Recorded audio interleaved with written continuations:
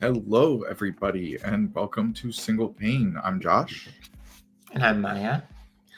and today we're talking about the 12 Factor app. An old topic, a new topic. A little bit of both, right? Some traction this year around it. Yeah. So we're going to dive into the history and the origins of the 12 Factor app. Actually, the 12factor.net, does that have the year, the original year that this was released? No, but I remember looking it up somewhat recently. I believe it was 2013. 2013. Okay. So yeah, we're gonna go back in time to 2013, take a look at the original 12 Factor app, and then we're going to take a look at some of the updates that Heroku has put out recently, kind of updating the ideas for the modern world of cloud native. But I think another interesting intersection is AI. 2011. 2011. Yes. Okay. Yeah, that sounds more correct. That's more in line with what I remember. So yeah, it's been around for probably longer than some of our listeners and viewers have been in the industry. 14 years, give or take. Right. It's about able to drive a car.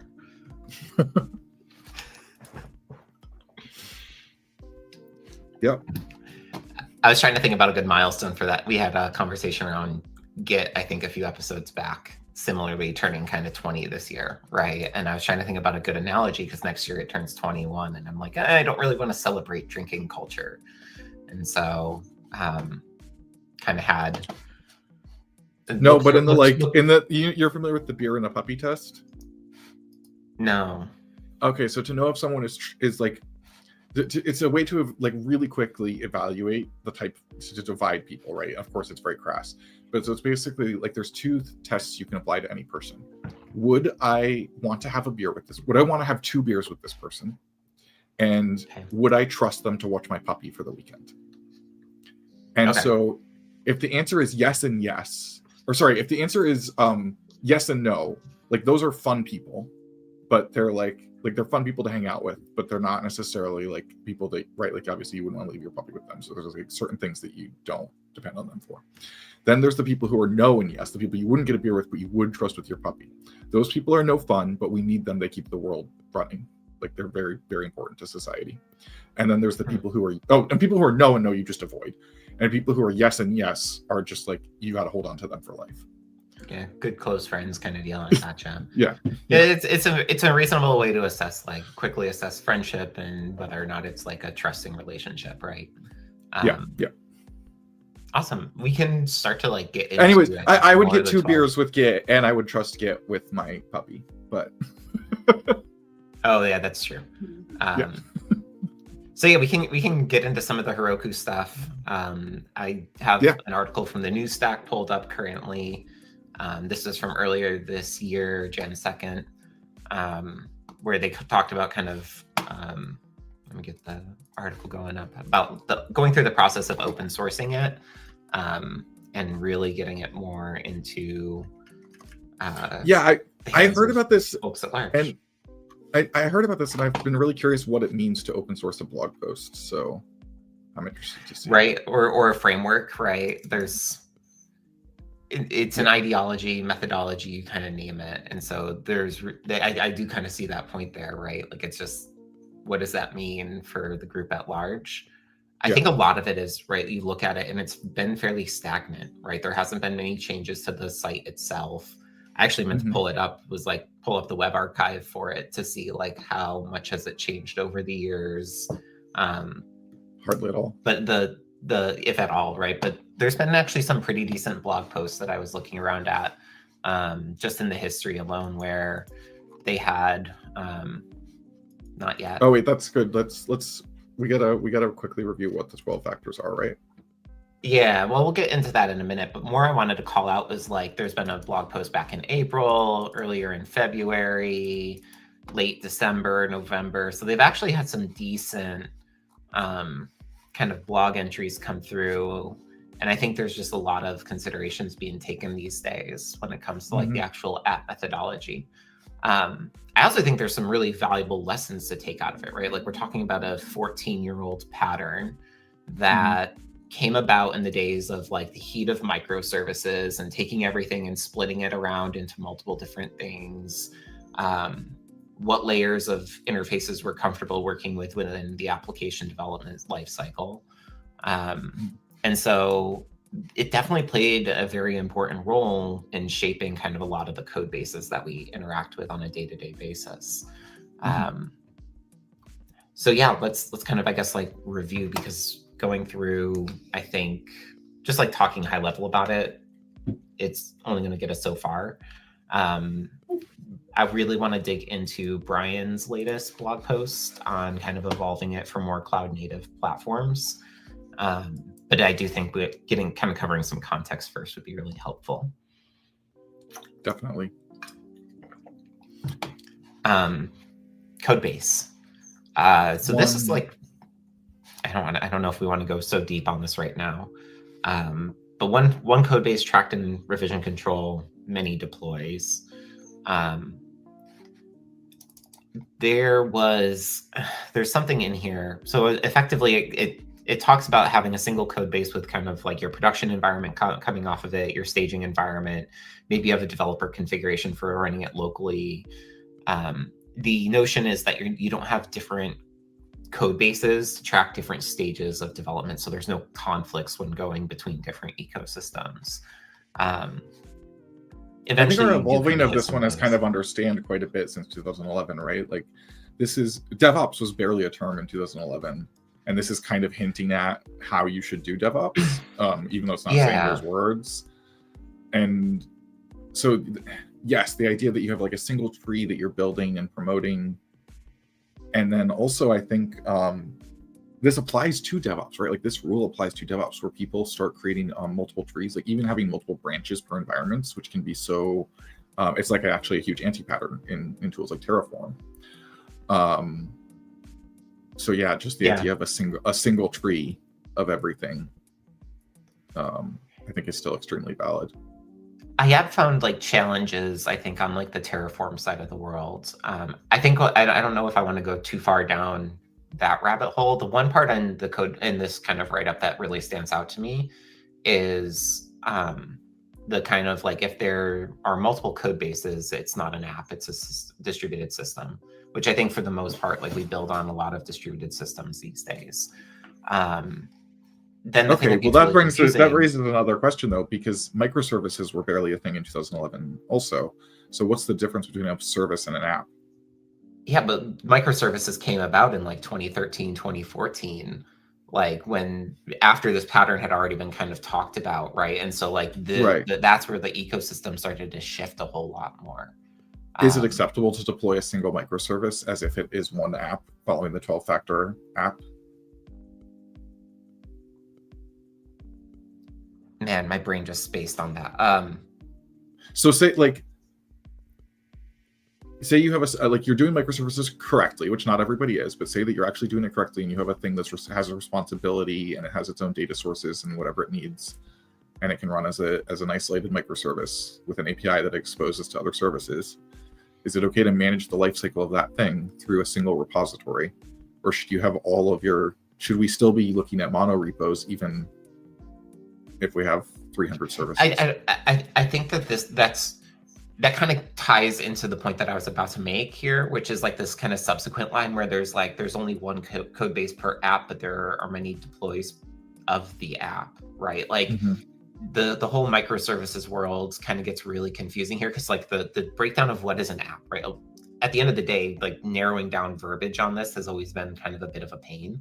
Because like an app to me might mean like there's a back end, there's a front end, maybe you have multiple front ends, right? Like I might have a web app versus mobile app versus a watch app or something. And each of those components are all very tightly interconnected to one another through like an API.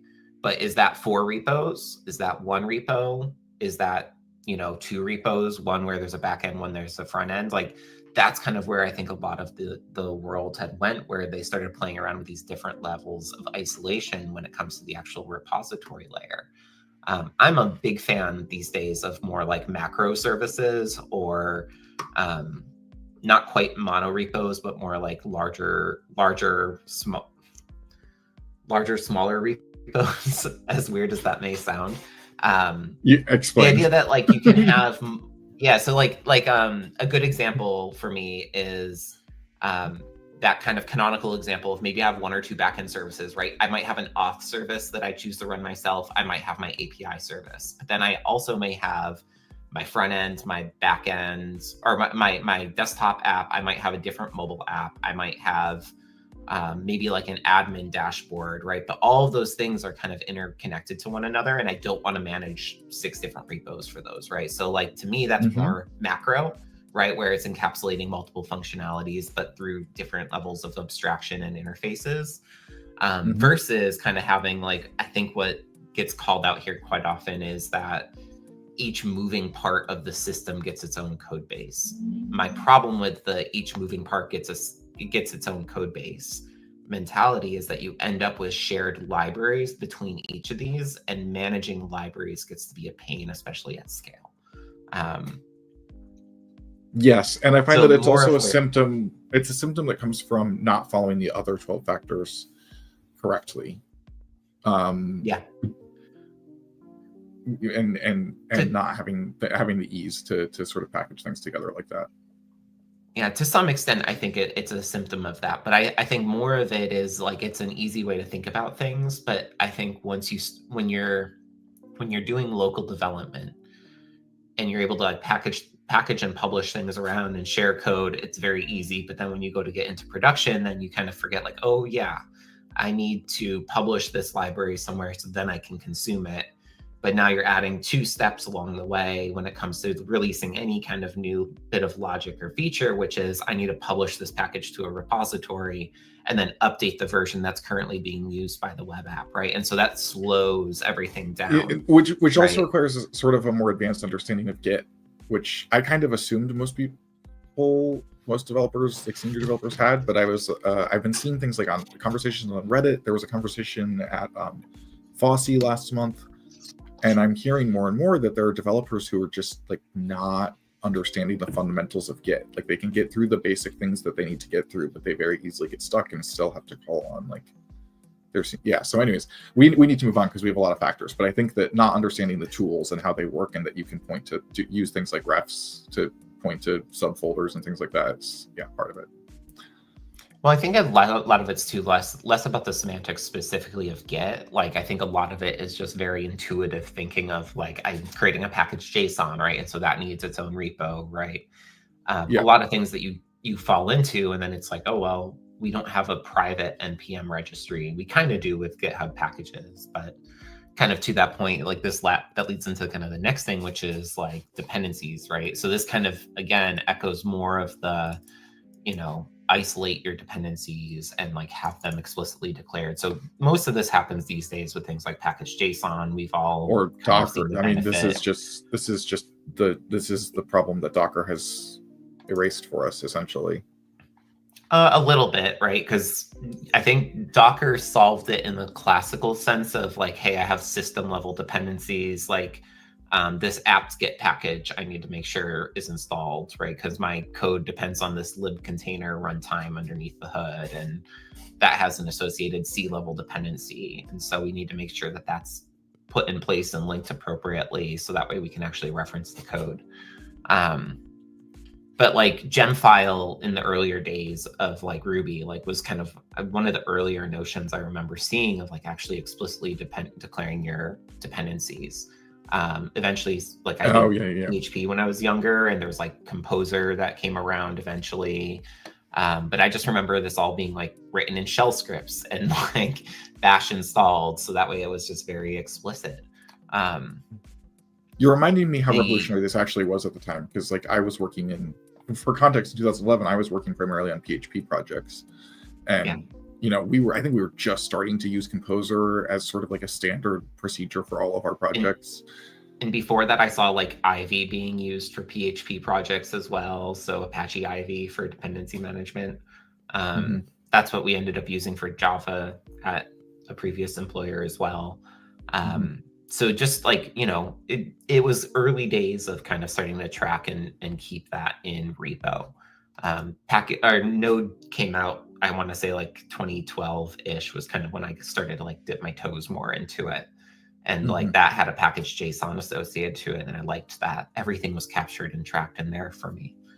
All right. So we're talking about updating this one. Like when this was written, left pad was just a twinkle in everybody's eye, right?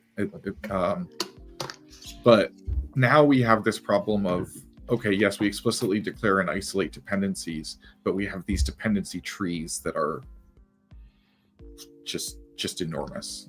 So if I were to update this one, if I were to update this one, I might put something in there about making sure that you're pruning your dependency tree and being sort of intentional about it. It's actually nice. Brian's blog post touches on that a little bit with the supply chain security side of the world, like being mindful. Because like there's even like there's AI projects that typo library dependencies all the time. So if it looks very similar and you have it documented that way, you could end up installing malware as a result and not. Or the super fun LLM. What is it? Where they poach libraries that are commonly hallucinated and create them and upload malware. Yeah, that's awesome. Yep. Yeah. Okay. Store config in the environment. This one I don't feel like should be as controversial, but I used to be a very big proponent of file level configuration. I have kind of stepped back from that a bit, primarily because tools like 1Password and being able to interpolate environment variables have made it really easy to pass secrets along. So you're a fan of like .env back in the day? Back then I was still like .yaml, right? Like okay. Or .yaml, .toml. Actually, I think specifically I was using .properties, but let's not talk about .properties. They have their own fun caveats. JSON I thought always was a little too verbose when it came to configuration, but nowadays I'm a very big proponent of using like .env. For the fact that it's just so ubiquitous, it's super easy to kind of encapsulate that. And I think when it comes to actually passing along secrets to your actual like runtime process, it helps obfuscate that a whole lot more compared to actual file level and then relying on like file system level permissions.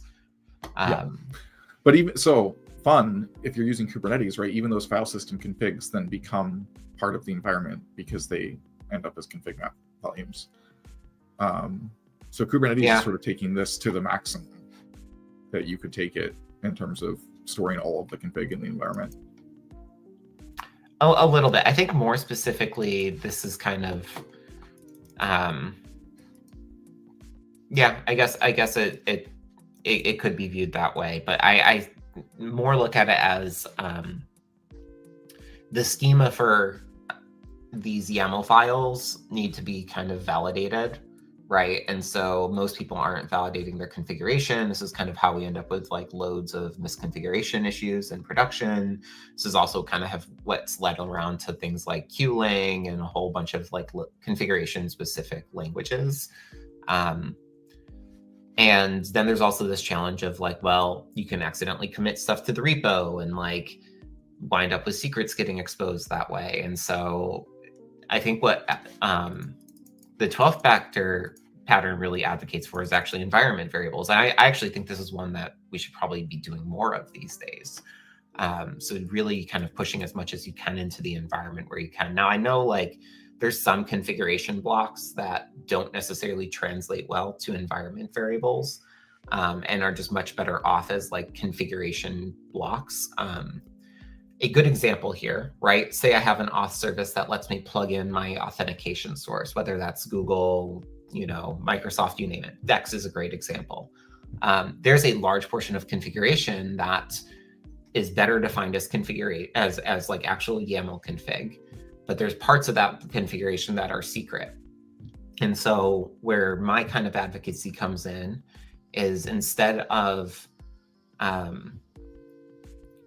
being very prescriptive of only using environment variables, like define that configuration, but then put your secret value that you need to like reference. So say your client secret for Google, make that as an interpolated environment variable. And you can actually see that in Dex today, where if you do provide kind of like the $ bracket syntax, it will actually get get interpolated with the proper environment variable from runtime, right? So you provide kind of the core structure to the underlying ecosystem, but you don't expose secrets through the actual configuration themselves.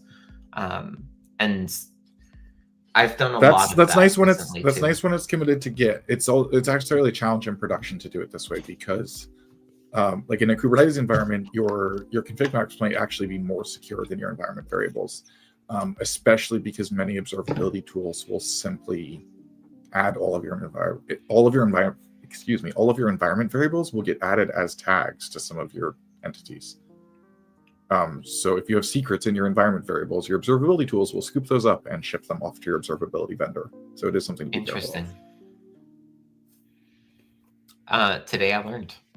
Yeah. I have not seen a vendor that does that. That's curious. Yep. Onward.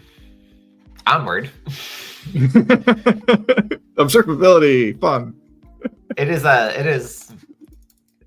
a choice, we'll say. I kind of get the intent, right? Like you want to know like what flags are on. I get some of that. Blindly exporting all of that. That's kind of how observability works. You install that agent and it scoops up what it can. And then sends it all off. Yep. Interesting. Anyway, so the pattern still advocates for environment variables. I'm very much still advocate for environment variables. If I found a tool that was doing that, I'm sorry, it would probably end up on my block list of things I probably wouldn't use.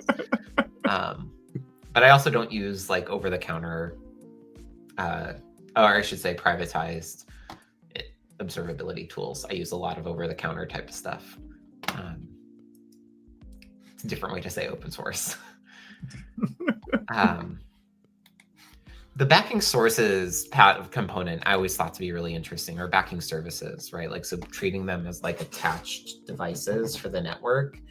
I never quite understood what that meant. My interpretation of this is that you should have a configuration and environment variable exposed for this so that you can swap it out as part of the deployment concern, not as part of the build concern. Yeah. I've also kind of interpreted it as like everything is connected to using just a connection URI effectively, right? So something that indicates what protocol's being used, the authentication credentials, target and password and things like that. But yeah, very similarly, right? Like it should be configurable so you can just swap it out or put it somewhere else.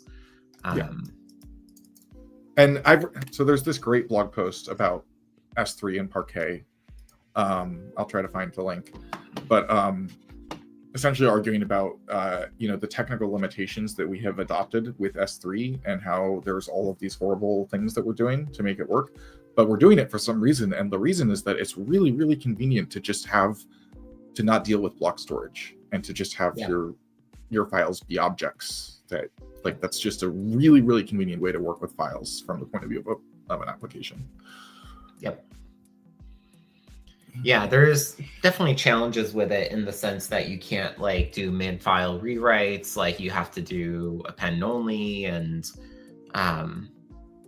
some of them are also marked as immutable, so once you write it, you can't actually modify it.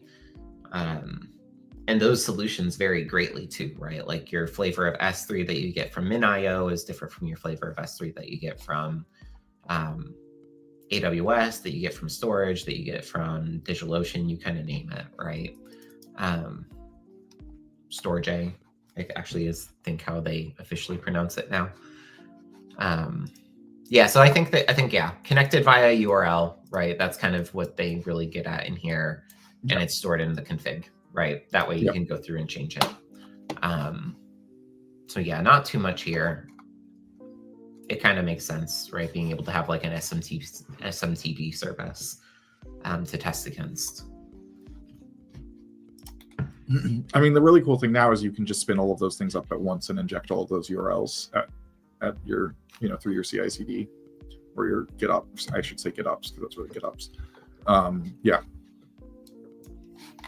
always hesitant about that. I think GitOps is kind of a prescriptive way for doing CI/CD. Sure. All right. A code base is transformed into a non-development deploy through 3 stages. So a build stage, a release stage, and then a run stage. As you probably suspect, right? You take the build. The build probably compiles all the code, gets the binary, gets whatever. Between the build and your config is how you get your release. So, .env having a prod versus QA configuration versus a local configuration. Oh, Capistrano, that's a throwback. Okay. Which one? They're recommending Capistrano as the deployment tool. Maybe this needs to be updated just a little bit. Hair out of date.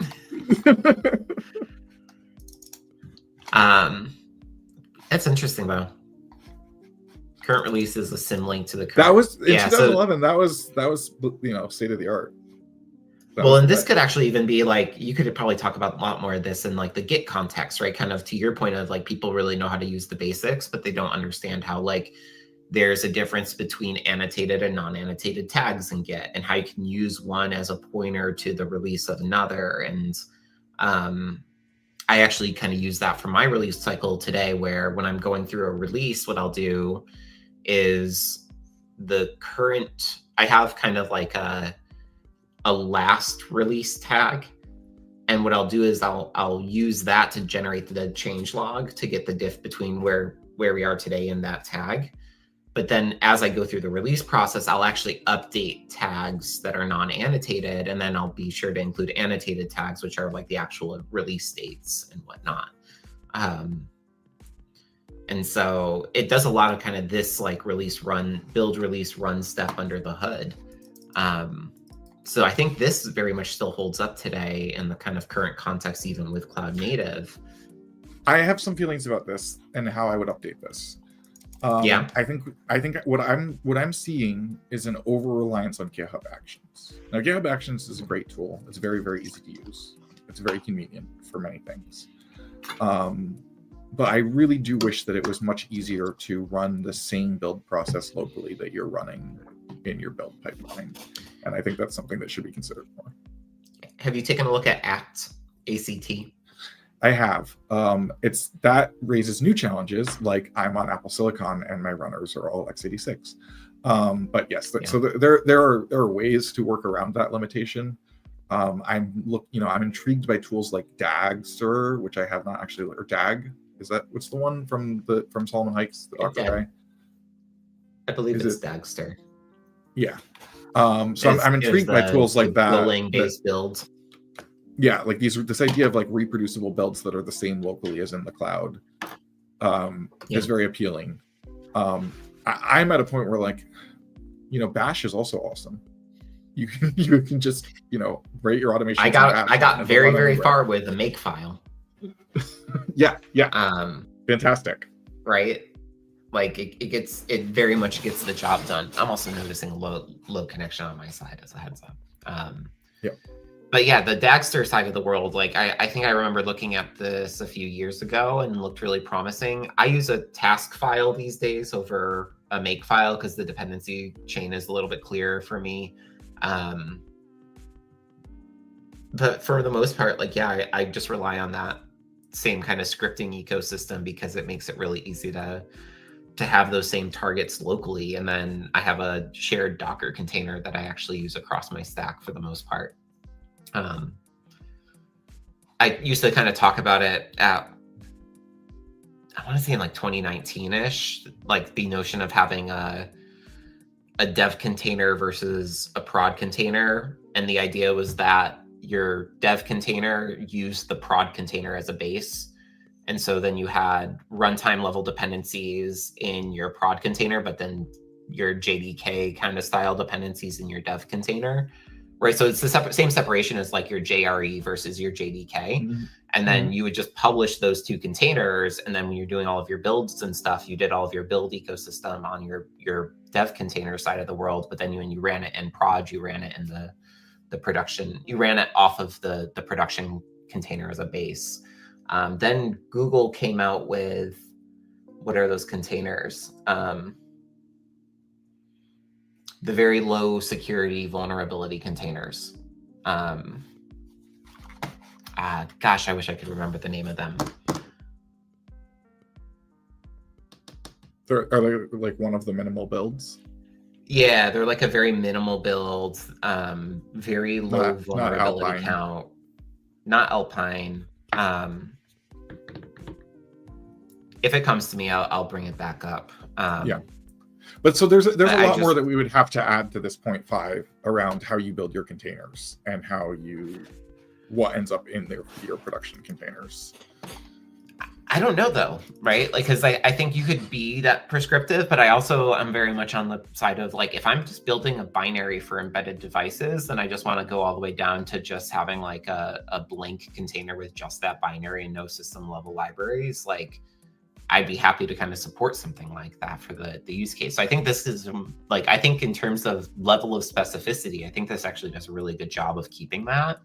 Yeah. I don't think it's too prescriptive in the sense of like, you have to use it this way or you have to do it this way.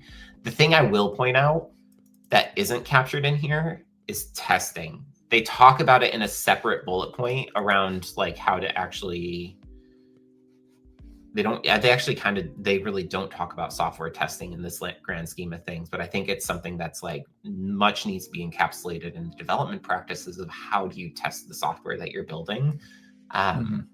Whether it's manually or even through an automated ecosystem, right? Like, yeah. So I think that one's actually kind of good. I don't know if we need to go further on it. I kind of get your point though of like the over reliance on actions to kind of do the work for you, and then kind of figuring out what that right level of tie between your project and your CI/CD system really is.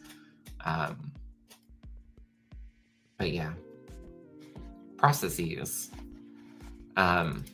Execute the app as one or more stateless processes. So I think like this is kind of where things get really muddled back with the code base bullet point, right? We were talking about what's an app, what level is that? Is it, one backend service, one front end service, multiple front end services, you kind of name it.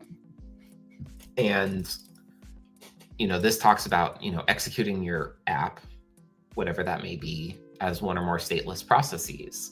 The thing that's really interesting in here, right? Like they do talk about the backing services as being kind of attached to the API layer. I think like when they talk about the actual specifics in this, things that I feel like fall under this umbrella are things like database migrations, right? Or schema changes, that kind of stuff. But they don't really talk about like, well, what if I have separation between authentication or authorization and my actual service layer? Like, how do I deal or treat with that? Like, how does that relate then back to the code base side of the world?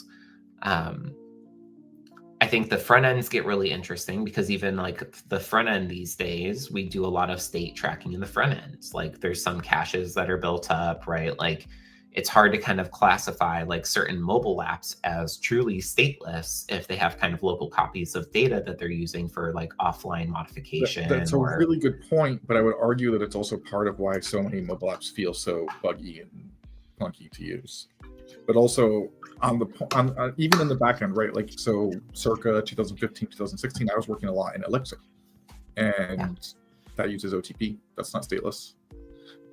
So the processes were share nothing, and persistent state had to get recorded to like a SQL database. But there was a lot of ephemeral state that was being kept in each process. Yeah. So I think like this is one that maybe you can really be a little bit more flexible on, right? Like when I think about the apps that I'm building these days, I've got more than one service, and like right, like I've got more than one moving part in a given repo. So when I think about a single code base, like that single code base may contain a distributed system, right? Like to kind of use some of the language from their earlier posts. And some of that makes it easier for me as like an engineer coming in to hop in and work on an ecosystem to like start getting used sitting down and starting to get used to it. And then like when I want to talk about bringing someone new onto the project, like I don't have to point them at 14 different repos. Like I can say, just clone this one and it's got kind of everything you need in it to get started, from, you know, your main binary to the write-up to your build system, you kind of name it, right? Like everything is packaged in that one segment. I actually think this, and not this one in particular, but I think like without the context of this component or this factor in the 12-factor pattern, that's where we kind of saw a lot of the like sprawl of microservices, where it was like everything kind of needed its own repo, and everything, like whether it was a moving part or not, we kind of gave it its own repo for it to be shared. Although, just to look back at that page just for a second, the context for when they were saying this, right, is they're saying sticky sessions down at the bottom, like caching user session data in the memory of an apps process versus using something like Redis. I think just like, I think this is almost like a nature to, like, this is almost goes without saying that you would use Redis for something like that instead of a process local cache. Although you could use something like the Beam. Beam has some in-memory caches that you could use for that as an alternative to Redis. There are some benefits to sticky sessions, right? Like, you know, keep in mind, we're talking about AI these days, right? And if you're using a model and you're talking to something like Ollama, where like maybe I'm specifying the model at the start of the request, I don't want to get bounced to a different server and then have to unload whatever model is currently in the GPU memory and then reload in the model so that way it's actually running fine. I want to be able just to sit down and like hop in and use my sticky session to like a backend LLM provider. So if I'm using it to talk to an Ollama instance that has, you know, maybe like a Qwen 3 model pulled up, but it's able to share a single GPU across a few different models, great. Like that lets me make the most effective use out of the resources I have available to me. But now I don't have to think too much about like the network routing side. And like sticky sessions is always like a really interesting example, because a lot of people come at it, well, now your system's not, you know, truly fault tolerant because now you have to bounce everything over into a new node and then spin up a whole, and it's like, well, yes and no, right? Like, because I provide a lot of that context to the ecosystem starting up. There's unloading and reloading of model data that needs to happen, which will lengthen the time of the request, but I still can service the request. It will just take a little bit longer to do. Maybe they were just saying don't use SOAP. In 2011, they were just saying don't use SOAP. But no, I don't think that's really what it is. I think you made some really interesting points about that like AI bringing us back to, right, like we're now back to, we're not just serving HTML, right? Like we're at a level of performance and like data volume where we do have to rethink some of these things that we kind of were built around the idea that we're just throwing around like 50 kilobyte HTML files with some images. Yeah. And you are right to call out though that they're talking specifically about like user session data getting cached like in the memory of an app process. But you know,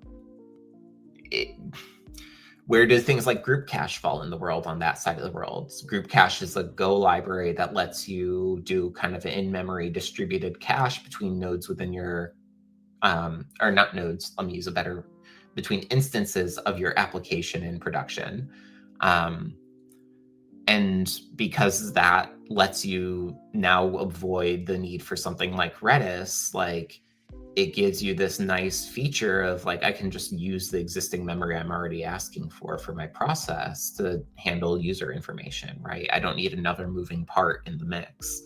And so I think it's kind of interesting, right? Like, I think this is kind of just an example of something that they advise against, but I do think there's merit to using things like sticky sessions in certain contexts. For general app deployment, probably not something you want to do, right? Like you want to be able to include your auth token on the requests and then let each layer of your service validate your authorization. Now, we should move on. but there's also something to be said for not having dependency trees between your, right? Like you can't actually have your services depend on code or, right, like assets that are provided by, you shouldn't expect, right? In the same, it goes with the point about treating all external services as sort of attachable or detachable service. Yeah. So but like you can still depend on like other services. You just don't want those services to be very deep. Yeah. Right. Circa 2011, I saw some abominations in terms of like people importing modules across hosts and things like that. So don't do that. But we know that. We know better. Fun things with like cascading dependency failures, which was always really fun, right? Yeah. Cases where like an upstream service would have trouble talking to its database, and then everything downstream of it couldn't connect to it anymore. Yeah. All right. So port binding was like. Did we skip one? I feel like there was another one about disposability, or is that next? It's coming up. Disposability is two down, but yeah, port binding was after processes, right? So this is kind of how do you identify what can be communicated with. I actually think Docker and Kubernetes and those kinds of ecosystems actually make this really nice, because you can actually name your ports of like, this is an HTTP port, or this is my gRPC port, or this is just kind of, what was the one that you used? OTP was another example for protocol communication level stuff. So like there's a whole bunch of like value to being able to just like annotate ports as like, not only is this bound, right? Like this is where you end up kind of talking to my ecosystem, but also this gives you a clear means of defining what kind of port it is. The problem that we had was one of my previous companies, we had port 0, port 1, port 2, port 3, port 4, port 5. Those were literally the environment variables, right? And so there's kind of this question of like, okay, but what protocol gets bound to each of those? And there was specific protocols to each of them. One was HTTP, or 0 was HTTP. 1 was the proprietary services framework. But so this has enabled us to now have the beauty of ingress rules in Kubernetes, which is like one of my favorite things in Kubernetes is ingress routes. Yeah. And the fact that you can just say, here's my thing. Here's what it exposes. Expose it. The other one too is even in Docker, right? Like being able to like add a Traefik rule that says like, here's kind of a very simple ingress route definition. Here's the port that I want to map it to go. Or auto discover with Traefik. Yeah. Yeah. I try not to use auto discover these days, because I feel like a lot of things get exposed as HTTP routes that don't need to get exposed as HTTP routes. I went through one patch recently and was like, nope, don't enable by default. So add everything as an explicit enable rule. Yeah. But you I can do it by annotations too, which is fun. Yeah, there's lots of, yes, it's great. We've taken this is still a really good advice, and we have taken this and built amazing things on top of it as an industry. So kudos to everyone. Very true. Concurrency. So I think this is just really about being able to scale out your models, right? Like your web instances, your worker instances. I think this kind of gets at some of the processes a little bit more, right? I think, again, like looking at the design patterns in a larger context, right? Seeing web, seeing worker, seeing clock, right? These are different components of the backend. Maybe there's an API server in here, or maybe that's what the worker is. It seems like, what they're kind of getting at is like, the processes can look as like, different parts of your application stack. And I think this kind of to your point from earlier, I think if you don't follow some of the later components, then you end up with kind of the microservices, micro repo sprawl.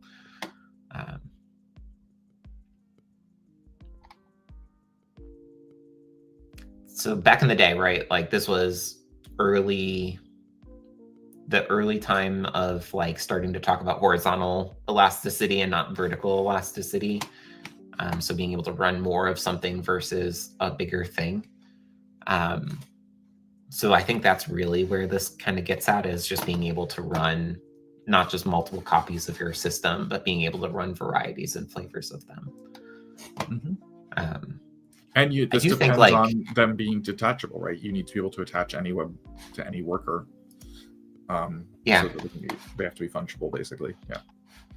I almost wonder, would this have been even more effective if you just like reorganized some of the components, right? So if you talked about processes first and then talked about the code base, I wonder how much of that could have gotten cleaned up in terms of like understanding kind of the differences there.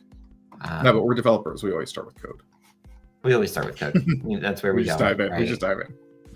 All right, I have thoughts about this one. Disposability. So I'm a huge fan of I'm a huge fan of disposability.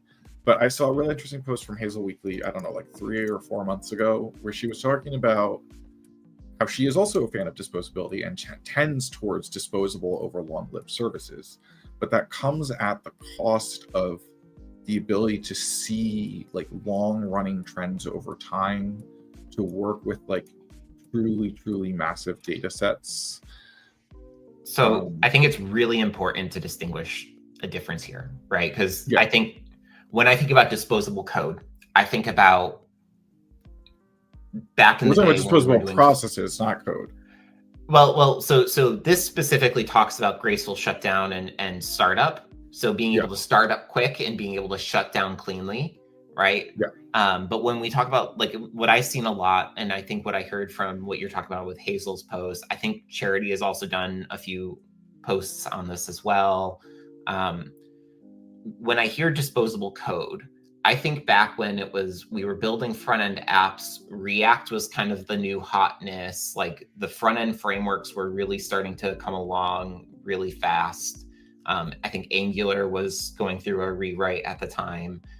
And so we talked about disposable code in the context of maybe we can swap out front-end technologies and just like if we're doing API-driven development, right, where we're building against an API, then we can take the front end and write it in whatever language and whatever front end technology like we could, and just throw the old one out, right? And I do see kind of a value in if you have this contract in place, which is I've got maybe a schema for data under the hood, I have an API interface that I need to adhere to, then yeah, I could take this process, get something that works in place, and then just kind of set it aside and say like, cool, it works for now. If I need to go back and rewrite it, I will. I'm doing this today with Dex, right? Like I don't want to deal with auth. I'm very early in the process of writing a product. Like I don't really want to deal with user session information. I just want to be able to drop in a simple authenticator and then have kind of all my user session information taken care of for me. Eventually, I'm going to want API key support. And a lot of that kind of ties into the authentication authorization side of the world. And that's not something that's currently handled by Dex under the hood. And so eventually I might sit down and say like, okay, cool. Dex is my disposable piece of code.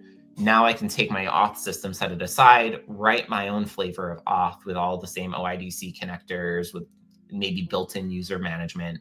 Also now API key support, because then I can just validate my user authentication for the server the same way and not have to have a different code path for that.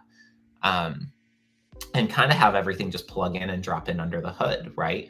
There, my contract is OIDC. I know what my app is expecting. And like, as long as I adhere to that, great. Like everything should just work as expected.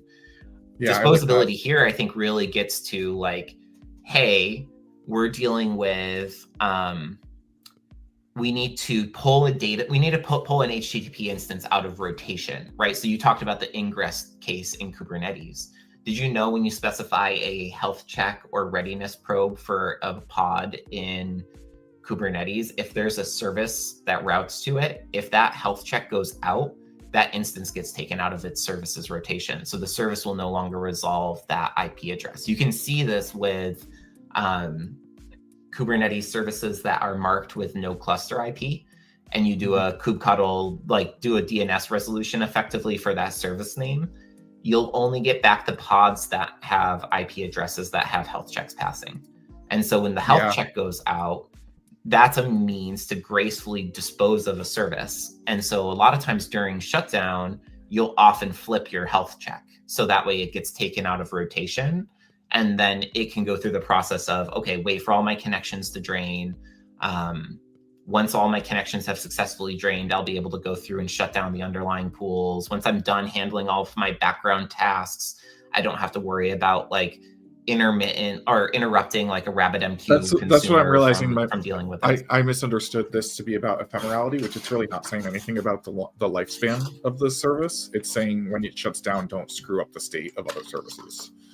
Really, yeah. That's really what this is saying, and that's an important point. I think I agree with that. But I do agree kind of with both sides of disposability of like, I should be able to kind of think about these components in some isolated ways and being able to like, I don't want to say design for disposal, right? Because I don't think that's the right way either, right? I think designing for disposal is an easy way to find yourself in a non-scalable solution. It is nice to design with the right, like it enables you to do things like use spot instances, right? There are just cost efficiencies to being able to shut down the services without them screwing up a request and process or any of your system-wide state. Yeah. Okay. I noticed we're getting low on. I know we're getting low on time, so I want to move along. This is super important in my mind. I don't think enough people have dev prod parity. I just came off of a job where I felt like there was a pretty big disconnect between the way that things were developed as well as the way that things were deployed in prod. For me, I want to start developing more in local Kubernetes, and I actually I've been doing a lot more in local Kubernetes, and that's been giving me more dev prod parity. My big challenge there is really with like the building and shipping containers. Like, I don't know if you've probably used Scaffold. I used Scaffold in the past, which lets me do a container image build and Kubernetes deployment for local K3s or kind or kind of insert your Kubernetes provider of choice. There's still always going to be a disconnect there for me when it comes to your persistent volumes and having those things all tagged properly for the cloud provider of your choice.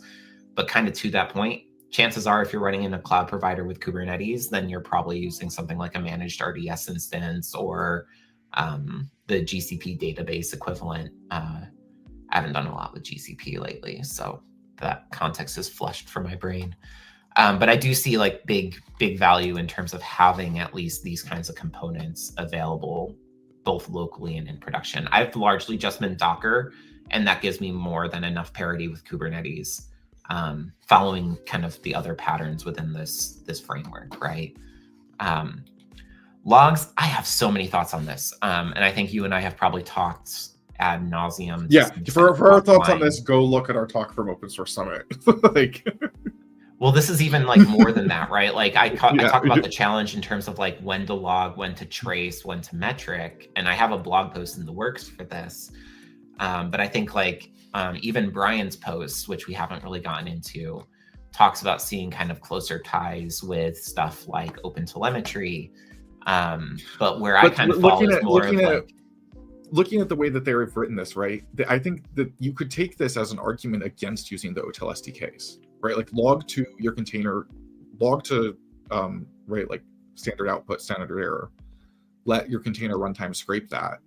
And don't worry about having any kind of logging SDK, which for logging, I think is a great way to do it. But now we have this thing called distributed tracing, and you kind of need an SDK in order to do that, unless you want to put up with eBPF. Well, when we talk about problems with like logs being too verbose and like trying to troubleshoot stuff in production, right? Like a trace in a log form is the emission of a begin request handling event and an end request handling event, right? Like that's how you end up seeing a sure, but because the trace requires the trace requires the propagated context, you can't just like put it in standard output like you can with a log message.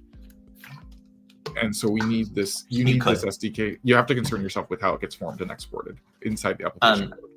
I built a distributed tracing solution on top of Sumo Logic in the past, and that's all log based. So you can do it. It's possible.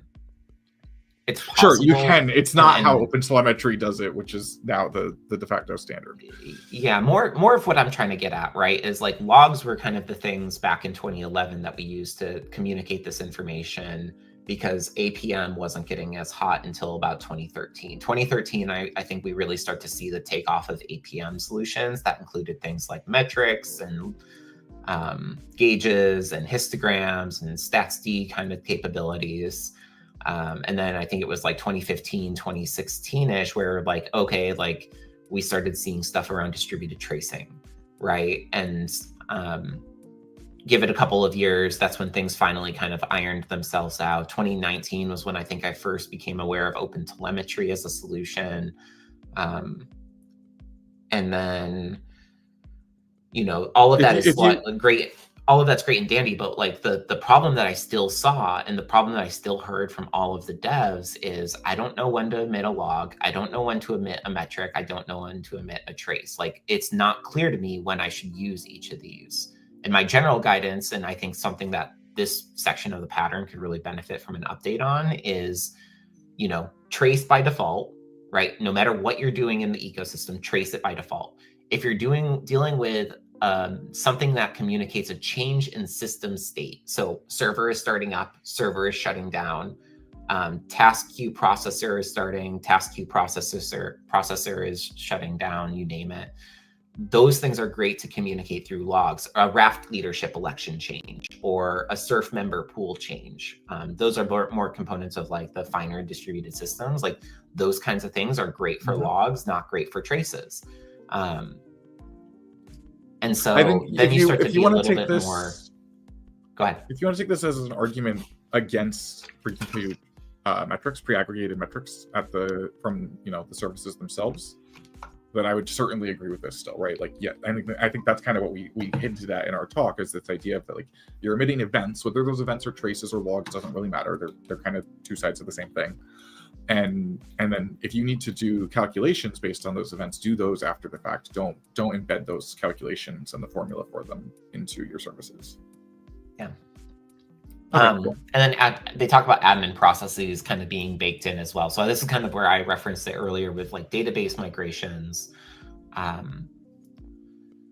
This is what's, I think, fundamentally changed with Kubernetes, right? Because I think we've gone from this idea of these one-off processes and these very iterative flows that ideally were idempotent, right? Like, that was one of the other items to make things idempotent.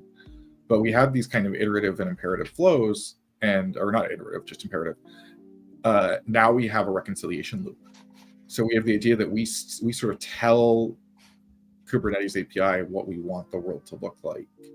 And over some period of time and through some number of events, it's going to ideally try and make what we said we wanted it to make, which is very, very different from this flow. And there are things that I struggle with still, how to fit into the new Kubernetes flow, like things like database migrations. I mean, that requires like Helm init jobs effectively, right? Like, that's the way I've implemented them in the past, or as just like a one-off job that I can run. Like, there's a way that you can actually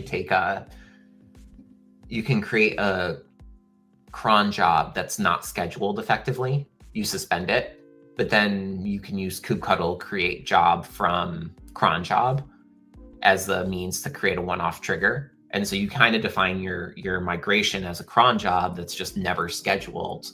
And then as part of the release process, you just go and trigger it manually.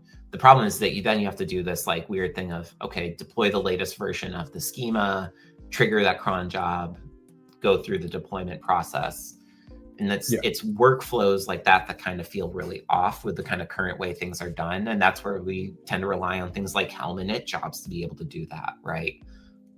But it can still be built into the process. Like the OTel collector, the OTel exporter for ClickHouse, for example, will create the schema if it doesn't exist. And there's a flag to turn that off, but the default is that it's on. And it'll connect to the data. It'll connect to the database that you gave it, and it'll just create some schema if it doesn't exist. That's a nice way to design applications, but it also is like not really stateless, which is something that we were looking at. Okay. The way I kind of... It feels like a concern of the application that, like, sometimes I wish wasn't part of the application, but maybe that's just me being OCD. I think a lot of it's like, right, like there's kind of this disjoint between do I have... So kind of where I'm going to go with this, right, is I think the migrate as part of startup logic kind of stems from that everything kind of needs to be in a single code base. I can only have one process kind of notion or one app per code base, right? Ignoring the fact that like the migration job is really just a process, right? Like it's part of that app ecosystem.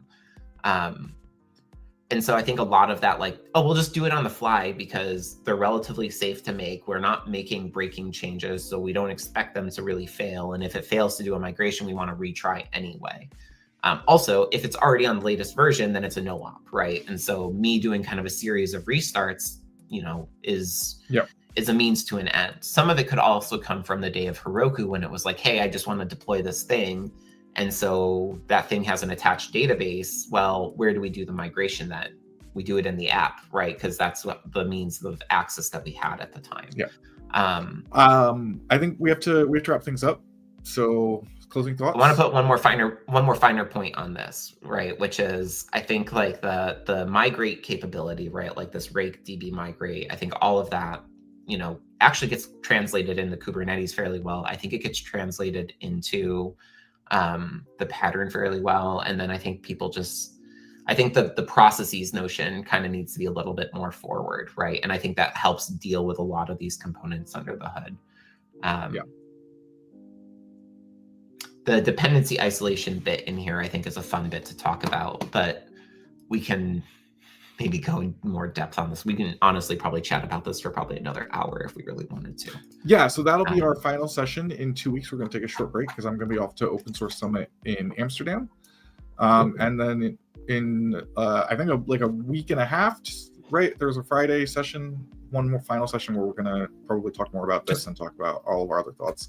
And also, thank you, Heroku, for giving the world the 12-factor app and just for being an absolute dream of a platform when I first discovered you back in 2012.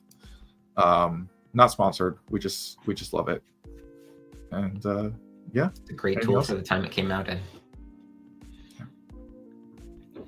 That's all I have. Our next session I think is a week and a half-ish, and we're doing just kind of a wrap-up for the series more than anything. A little bit of reflection, figuring out what we want to go, where we want to go with it next. So cool. All right. Thanks, Maya. See you all in like 10 days. Ciao.